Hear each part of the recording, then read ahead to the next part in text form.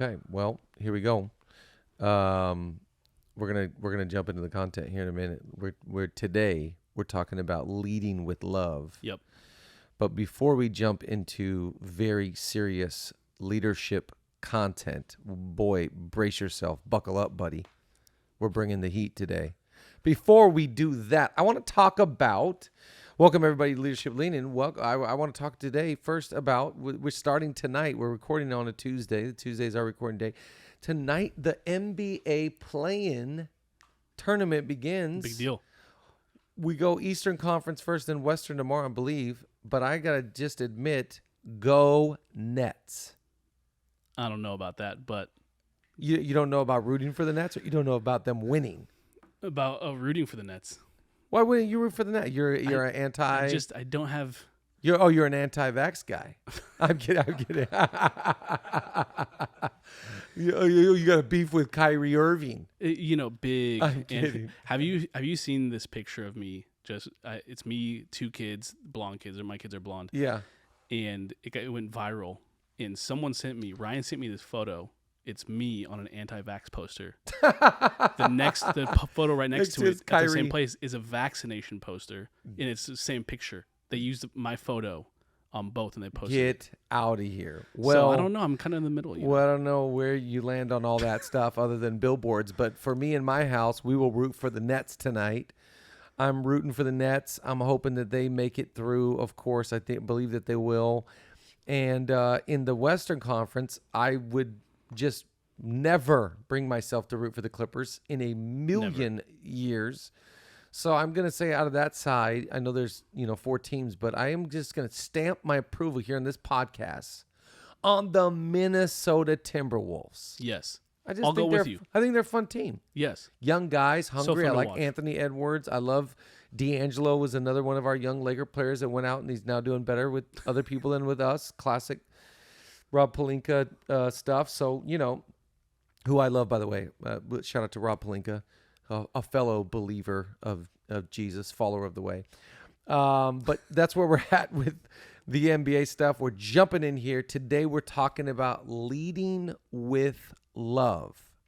I always think this is like, listen, I just did a podcast interview earlier today.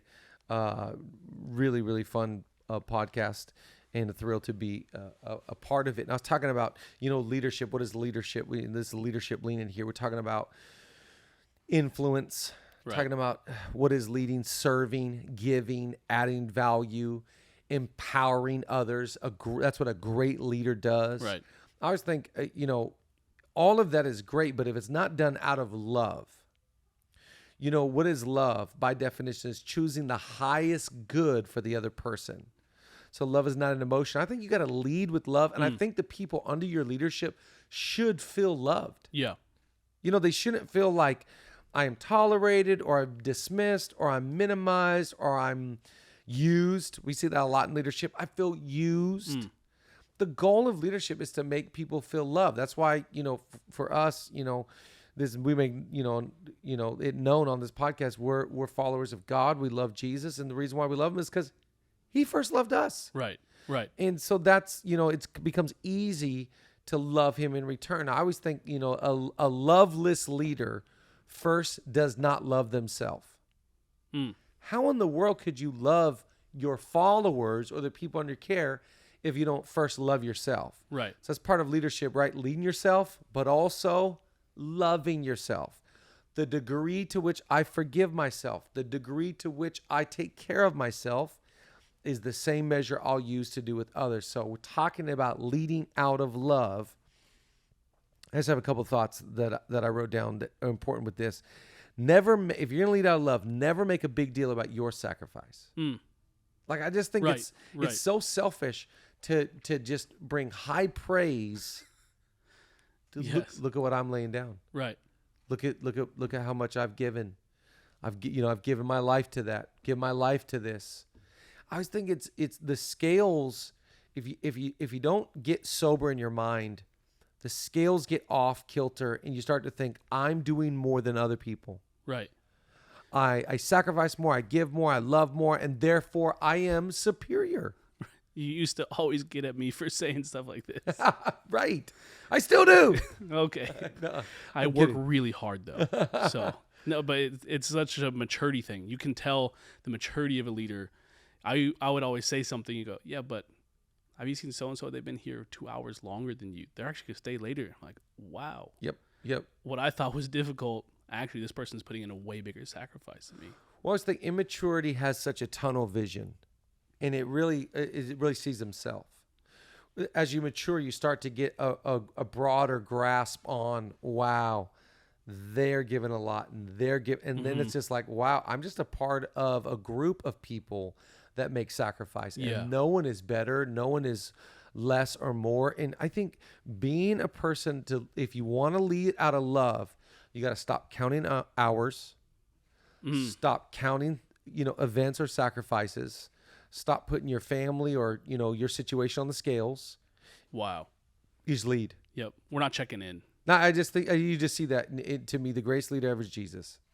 I never see him getting out of the boat and going like, guys, you know how busy I am, and you're asking me to come up here and take care of the storm. Who do you think you are? Right. You just don't see that. You never felt that nuance, that fragrance, or so much of leadership is this. It's nuanced. It's aura. It's vibe.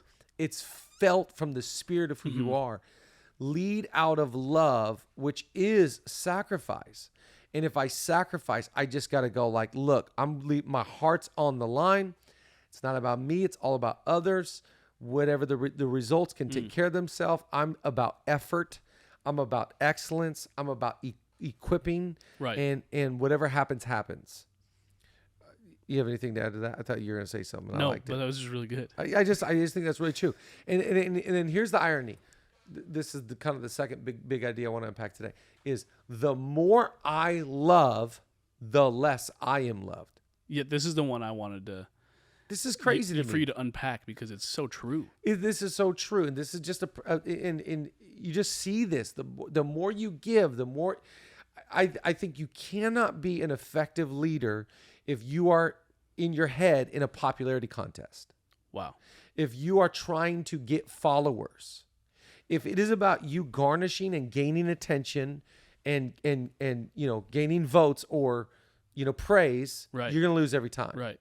You're going to lose in a major way, but you're also going to lose if you lead out of love. Right. It's not that the people that we lead are our children, but the more I love my children at a young age, the more it just becomes normal for them. Yeah, it's normalized. It's familiar. Yeah, I could say the things. I could get them a gift or something. And, oh, thanks, Dad. If even if that, the more I love them, the more I think that they just don't appreciate. And maybe that's not the case, but same thing in leadership. Yeah, it just becomes. And I wonder sometimes, like if being loved is ever on your radar, we're in a tough spot. We're up a creek. Because if your goal is to go, I'm giving to get. Giving to get is never going to work out. Done. Yeah. I'm giving a gift, so I hope I receive a gift. I'm giving a compliment because I'm fishing for a compliment. I'm giving money because I want to get money. Anytime you give to get, you're out. I heard someone say the difference between an investment and generosity. Investment, you're hoping for something back. Return. And sometimes you're not going to get your return. That's right. Generosity just says, no matter what happens, that's it. The gift is in the generosity. That's it. That's my gain is giving it out. That's right. And that's, to me, the greatest, purest form of leadership. I'm giving information. Yes. I'm not getting anything back. Yep. I'm giving love. I'm not, to me, the more you love, brace yourself, the less I think you will be loved. Because it's funny how the world works. It's funny how life has a way of humbling all of us. It's funny how it doesn't work out the way a lot of us want it to. And again, to me, the greatest leader is Jesus. And he gives his life. He does these miracles. He performs these miracles at weddings and feeding 5,000. And they want to run him out of town. Right. And okay, you say that. And it's maybe that people don't hate you. Right. But the more you love, the greater a chance that you're going to be misunderstood in your love. And because of the maturity thing that you were talking about, someone who's not at the point of maturity, they don't see the bigger picture. Yep. That you're actually doing this for their good, yep. for the organization's health. Yep. But to them, it might be more hours. I got to being It's singled like, no, out. yeah. Yep. And I just think it's just good to be aware of going into being a leader filled with love, of knowing what's going to be on the other side of that. Mm-hmm. Wait, I thought that if I was a leader, if I let out love, then surely I will garnish and gain everyone else's love back in return. And I've just never seen it go that way. Yeah. Because people are all on their own process and all on their own journey. That's really good. And they may not come to a realization of how great of a leader and how much you love them for 5-10 years later. Yep. You know, I know for me, as I started to grow up, I started realizing, oh my gosh, I'm standing tall on so-and-so's shoulders. Right. Well, without them, I would never be here. And without their sacrifice, I would, but it takes maturity. It takes experience to go like, wow. And probably all the while they were feeling like, man, I'm investing in this guy. How come They don't get it. they don't get it, Sorry. Yeah. And I just think that that's a good entry point to really leading out of love. Because I think a lot of people, when they start in leadership, there's ambition. Right. There's a drive for success. There's a goal.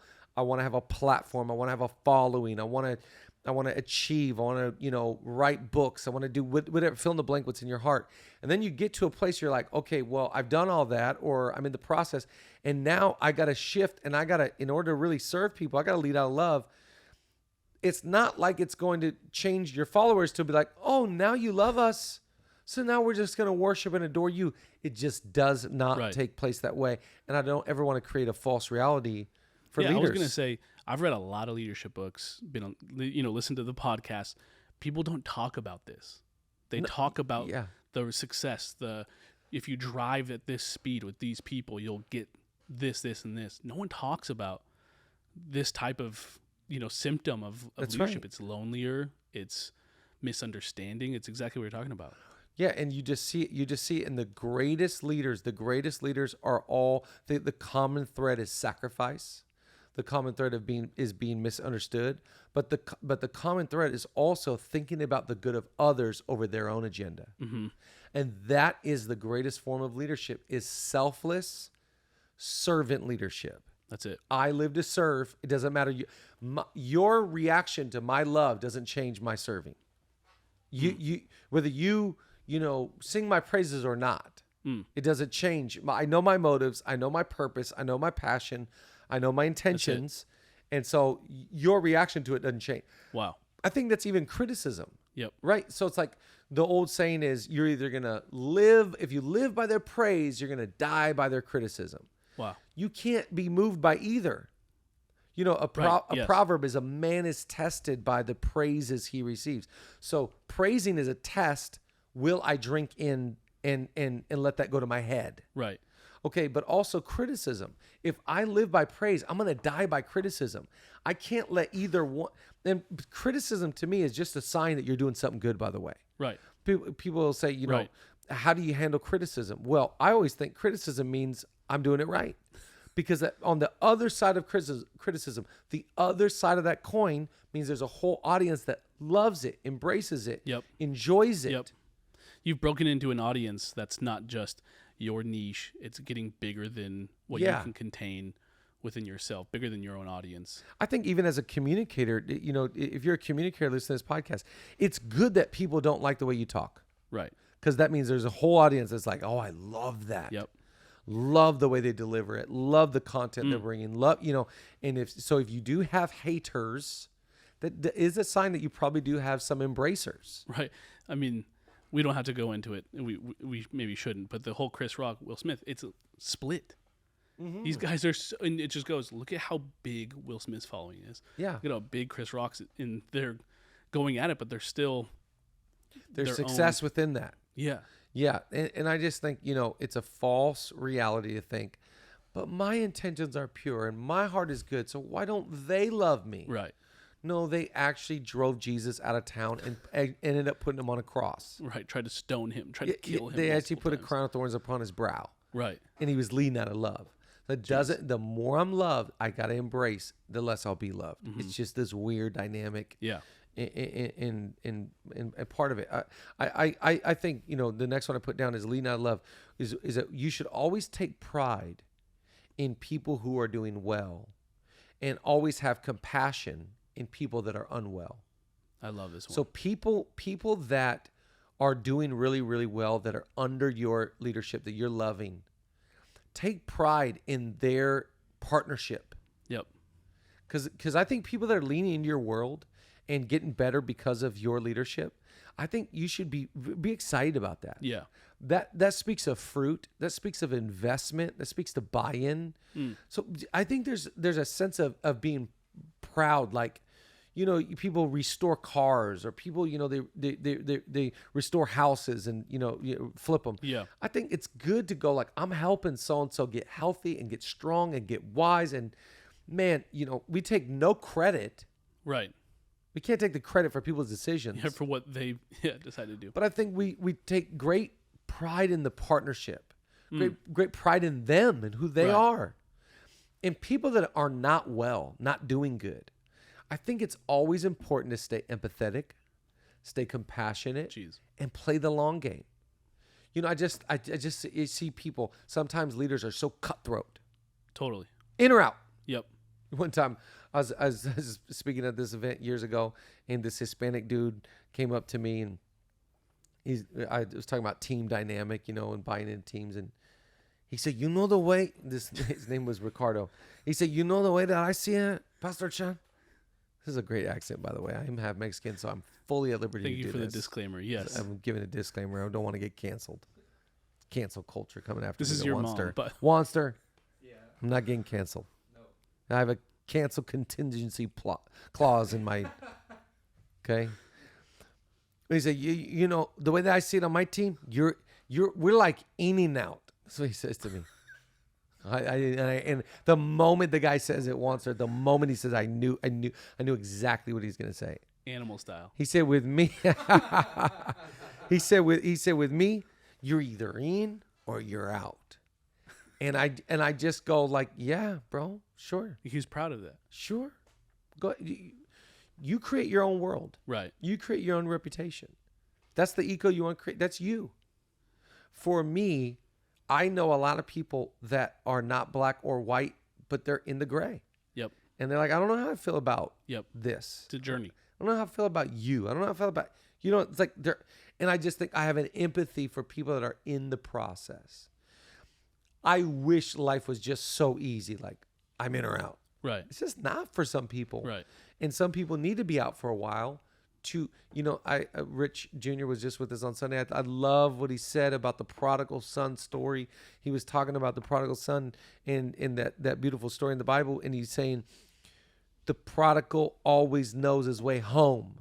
I loved that line. That was such a great line, because to me, it's like, if I lead with empathy and compassion, I'm leaving the door open. Right. If I just close the door on people all the time, it just says, we're not open for business. Jeez. No shoes, no shirt, no service. You better get out of here. That's not leading out of love, in my opinion. Is that a pace thing? Or, no. You know, what would be the reason why someone... That is not a pace thing. It has nothing to do with pace. That has everything to do with the security of your soul. That has everything to do with the largeness of your soul. Because if I am secure in who I am, again, if I lead out of love, when there is hate, it doesn't change the way I feel. Right. It doesn't change my position or posture or my perspective on life or others. I've got to just stay the course. Okay, so you flipped, but I don't. Right.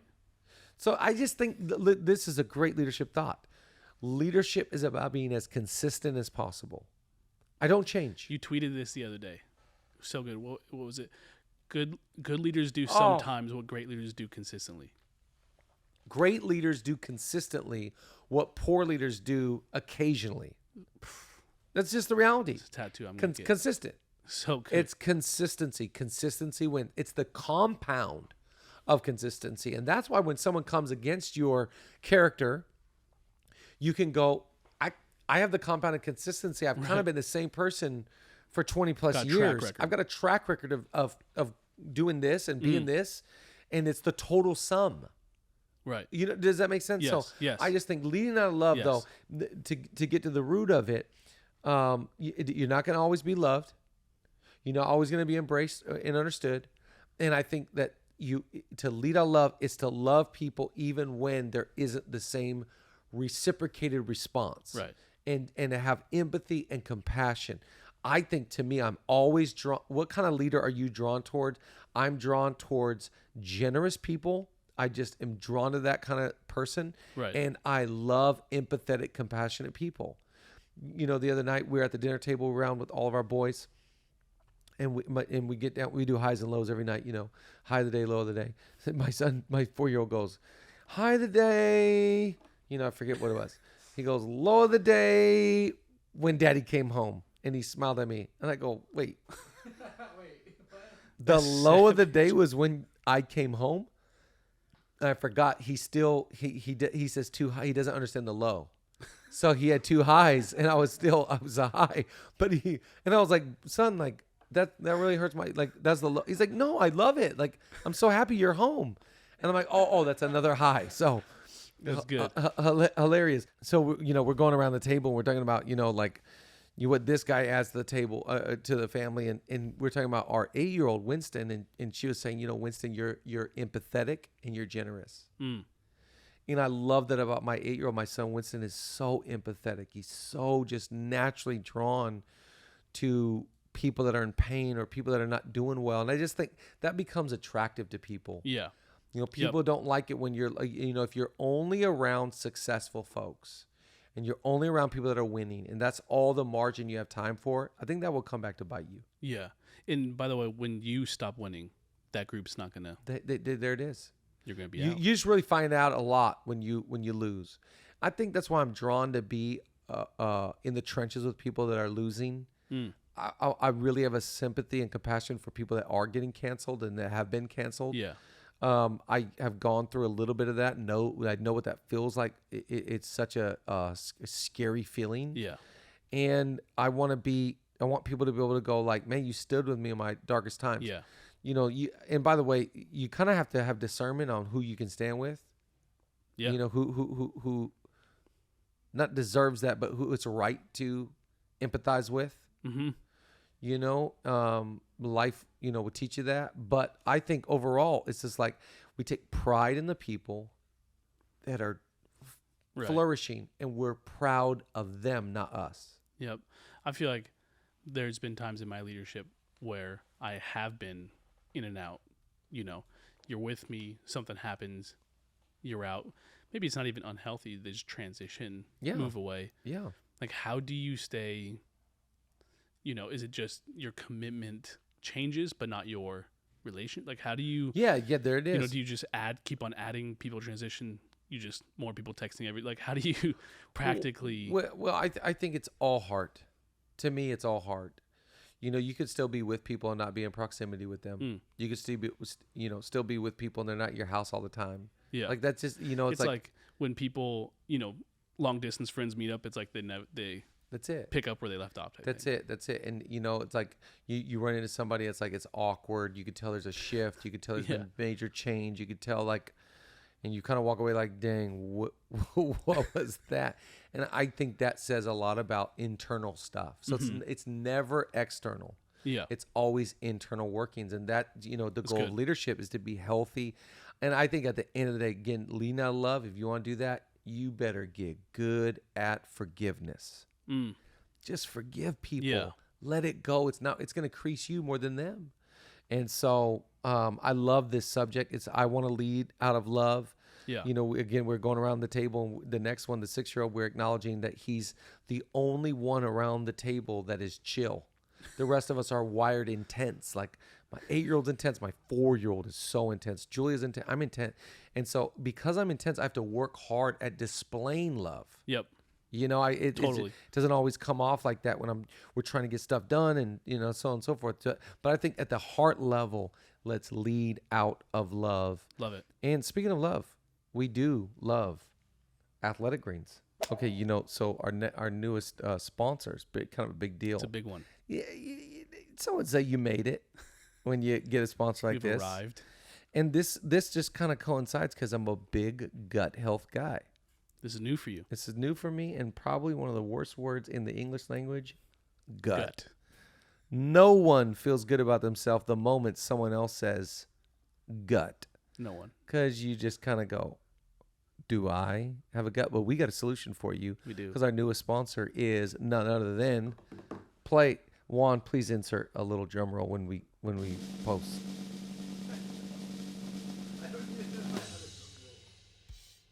That's as close as we're getting. Athletic Greens is our newest sponsor. I started taking Athletic Greens because I am now a gut health guy, and I want to be healthy. And to be honest, Athletic Greens is as good as it gets. To make it easy, Athletic Green is going to give you a free 1-year supply of immune supporting vitamin D and 5 free travel packs with your first purchase. All you have to do is visit athleticgreens.com / let's say it together, LLI. That's it. Again, that is athleticgreen.com / LLI to take ownership over your health and pick up the ultimate daily nutritional insurance. All you have to do is go there. This is incredible. This is like such it's a resource. You're absorbing 75 high quality vitamins, minerals, whole food source superfoods, probiotics, and how do you say that word? Adaptogens. See, this is so healthy. This is so healthy. It's difficult to talk about. So, so make sure that you are grabbing one of those, and we are very excited to be partnered with Athletic Greens at Leadership Lean In. Leadership Lean In, we love you. We'll be back next week.